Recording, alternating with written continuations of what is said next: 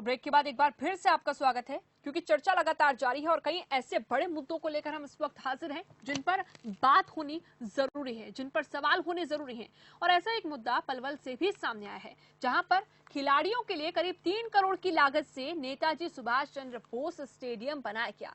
Stadium बनकर तैयार तो है, लेकिन सुविधाएं कहाँ है, ये सवाल लोग पूछ रहे हैं। सुविधाएं ना के बराबर यहाँ पर दिखाई दे रही हैं, जिससे शहर के युवा काफी रोष में हैं। यहाँ युवाओं को मूलभूत सुविधाएं नहीं मिल रही।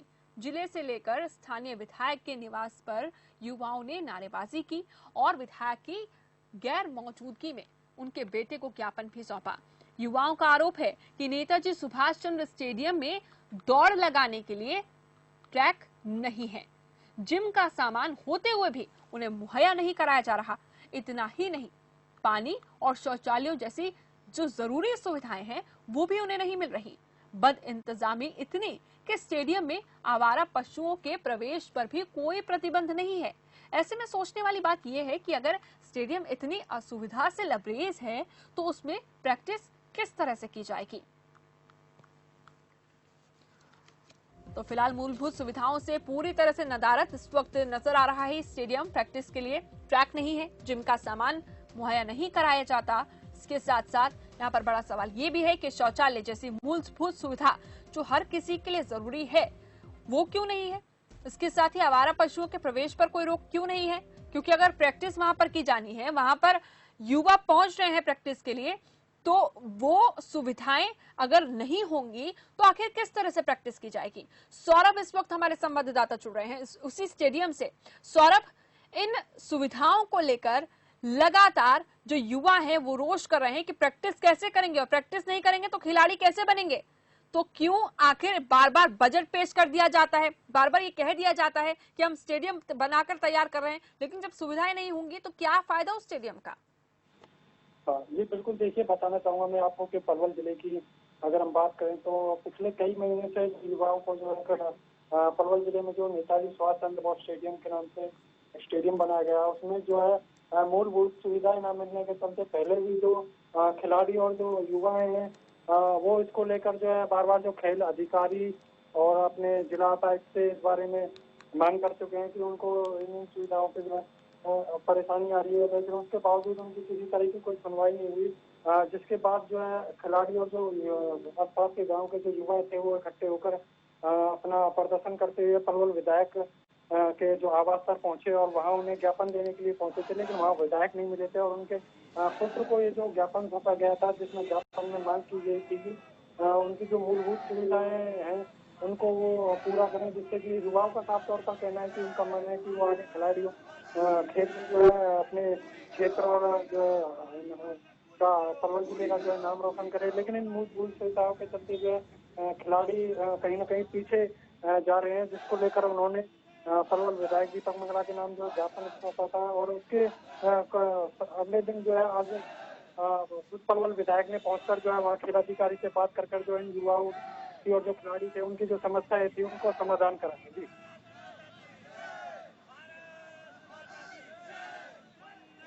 रहे हैं उसमें सुविधाओं की गैर मौजूदगी है, ये तो साफ नजर आ रहा है युवाओं के सरोज से ही।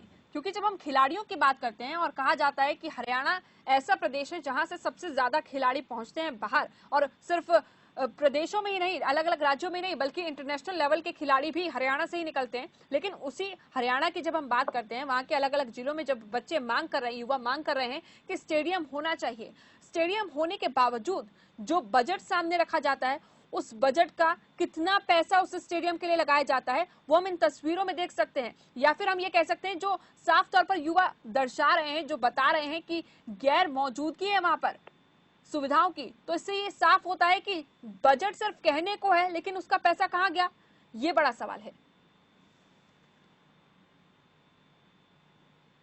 सौरभ जुड़े हुए हमारे साथ। सौरभ, आवाज मिल रही है आपको हमारी? चलिए, फिलहाल संपर्क सौरभ से हमारा टूट गया है, लेकिन बड़ा सवाल यही है कि युवाओं को आखिर मूलभूत सुविधाएं क्यों नहीं मिल रही हैं। इस वक्त गुस्से में युवा दिखाई दे रहे हैं। शहर के युवाओं ने लगातार प्रदर्शन भी किया और जिस तरह से वो स्थानीय विधायक के पास पहुंचे, जिले से लेकर अलग अलग अधिकारियों के पास वो पहुंचे और ये कहा कि नेताजी सुभाष चंद्र स्टेडियम बनकर तो तैयार है, लेकिन उसमें सुविधाएं कैसे हमें मिलेंगी? क्योंकि हम ये चाहते हैं कि हम अपनी तैयारी पूरी करें, हम प्रैक्टिस करें और उसके बाद, क्योंकि लगातार ये कहा जाता है, देखिए सौरभ इस वक्त हमारे साथ जुड़ रहे हैं। सौरभ, सवाल यही कि बजट तो सामने रखा जाता है, 3 करोड़ का बजट रखा गया, लेकिन उस 3 करोड़ को कहां प्रयोग किया गया, कहां गए वो 3 करोड़ अगर सुविधाएं ही नहीं मिल रही? सौरभ, आवाज मिल रही है आपको हमारी? तो सौरभ से हमारा संपर्क नहीं हो पा रहा है तकनीकी खामी के चलते।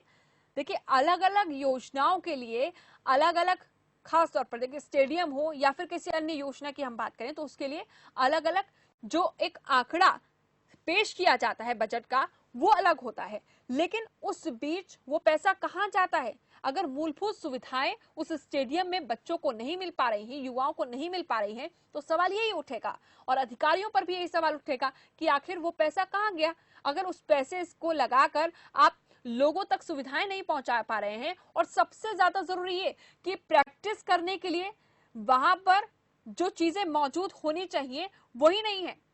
दीपक मंगला इस वक्त विधायक हमारे साथ जुड़ रहे हैं, जो कि उसी क्षेत्र के विधायक हैं, और आपके पास युवा भी पहुंचे सर, और आपसे ये सवाल किया गया कि आखिर आपने स्टेडियम बनाकर तैयार कर दिया, लेकिन जो सुविधाएं हैं वो कब मिलेंगी उन्हें? संपर्क फिलहाल टूट गया हमारा। जो विधायक जी हैं उनसे हम संपर्क साधने की कोशिश लगातार कर रहे थे, लेकिन सवाल हम यही करते रहेंगे कि 3 करोड़ के बजट से बनने वाला नेताजी सुभाष चंद्र बोस स्टेडियम आखिर क्यों इस वक्त सुविधाओं की गैर मौजूदगी से परेशान है? वहां पर जो पहुंचने वाले युवा हैं वो प्रैक्टिस नहीं कर पा रहे हैं, प्रैक्टिस करने के लिए ट्रैक तक मौजूद वहां पर नहीं है। अलग अलग खेलों को लेकर वहां पर प्रैक्टिस की जानी होती है, इस बीच वहां पर शौचालय नहीं है, वहां पर जो जानवर है वो पहुंच रहे हैं, उनकी रोकथाम के लिए कुछ भी नहीं किया गया, कोई प्रयास नहीं किया गया। और ऐसे में युवाओं ने ये कहा है कि पहले से ही प्रैक्टिस नहीं हो पाई है लॉकडाउन के मद्देनजर।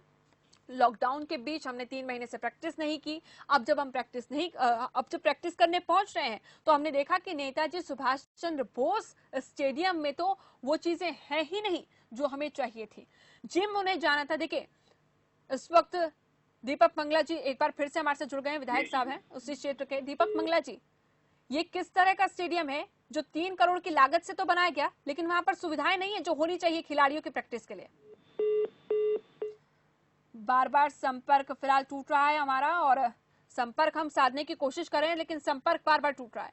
इस बीच विधायक साहब से हम सवाल कहीं पूछना चाहते थे कि 3 करोड़ की लागत से बनने वाला नेताजी सुभाष चंद्र बोस स्टेडियम आखिर क्यों इस वक्त सुविधाओं से नदारद पूरी तरह से नजर आ रहा है, और कब वो सुविधाएं बच्चों तक पहुंच पाएंगी, युवाओं तक पहुंच पाएंगी?